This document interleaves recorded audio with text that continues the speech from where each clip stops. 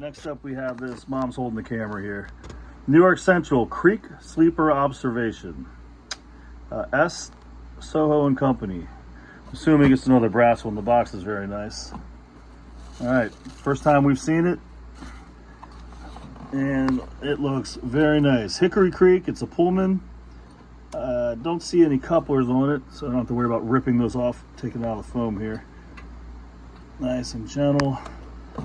And here, try to keep it. There you go.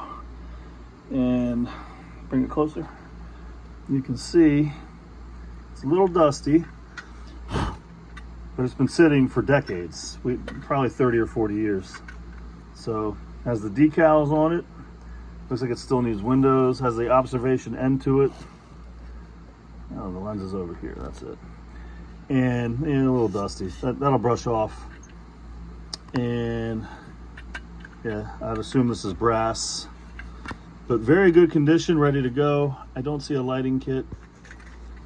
No lighting kit in this one. Let's see if there's any extras in the box. Doesn't appear to be, so you'll have to finish it. But thank you, Mom. Oh, there's some rubber for the door here. That's cool. But yeah, metal wheels.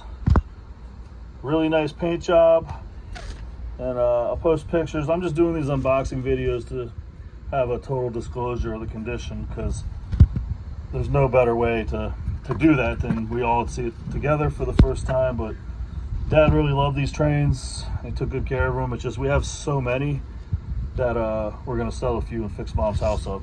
But it's a nice looking train car, and stand by for some pictures.